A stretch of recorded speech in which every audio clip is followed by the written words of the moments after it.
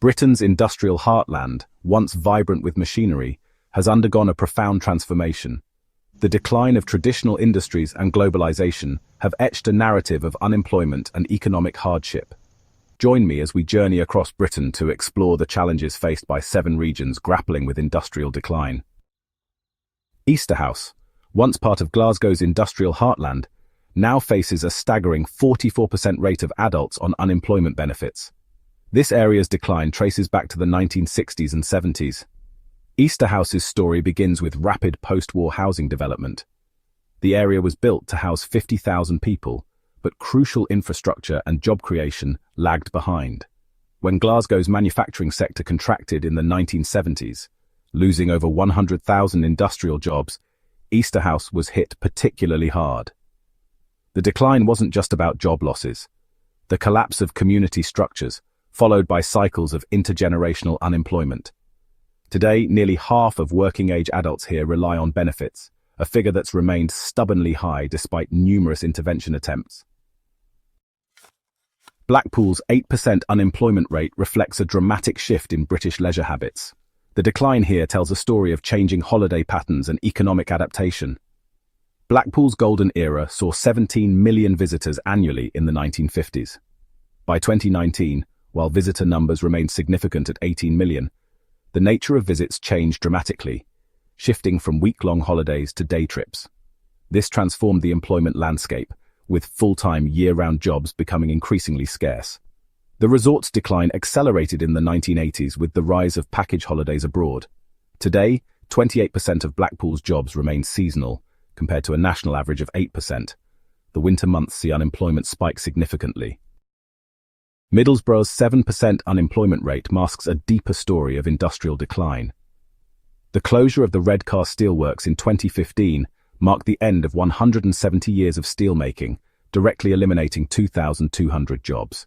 This followed the loss of 9,000 jobs when British Steel was privatised in the 1980s. The ripple effects impacted everything from local suppliers to retail. Since 2000, Middlesbrough has lost over 25,000 manufacturing jobs. The median wage has fallen to 20% below the national average, and youth unemployment in some wards exceeds 15%. Birmingham's story is one of uneven development, with some districts facing unemployment rates over 7%, while others prosper. Urban development expert: the decline of the automotive industry hit certain areas particularly hard. The closure of the Longbridge MG Rover plant in 2005 eliminated 6,500 jobs directly, with estimates suggesting as many as 25,000 related jobs were lost across the region.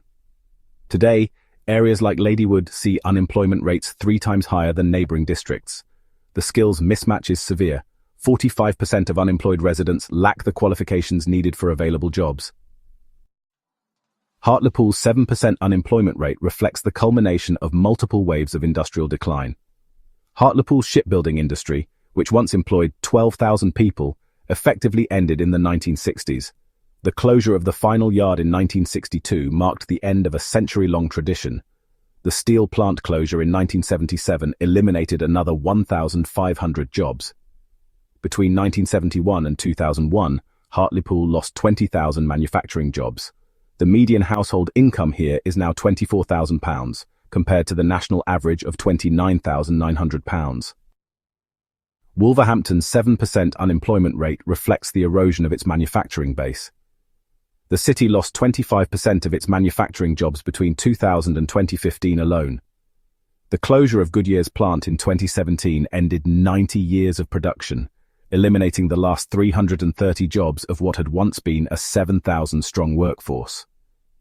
Manufacturing now accounts for just 11% of jobs, down from 30% in the 1970s. The average wage has fallen to 15% below the national median. Even in London's booming economy, Newham illustrates how prosperity can bypass entire communities. Newham's decline traces back to the closure of the Royal Docks in 1981, which eliminated 20,000 direct jobs. Despite Olympic investment and Canary Wharf's proximity, local unemployment remains 2% above London's average. The borough has London's highest percentage of residents in low-paid work, with 36% earning below the London living wage. Housing costs consume 65% of average household income, compared to a London average of 45%. These 7 regions represent different facets of Britain's deindustrialisation and economic transformation. While each area faces unique challenges, they share common threads: the loss of traditional industries, skills mismatches, and the challenge of economic reinvention. Understanding this decline is crucial for addressing its impacts. While regeneration efforts continue, the deep-rooted nature of these changes requires sustained, long-term intervention to create meaningful change.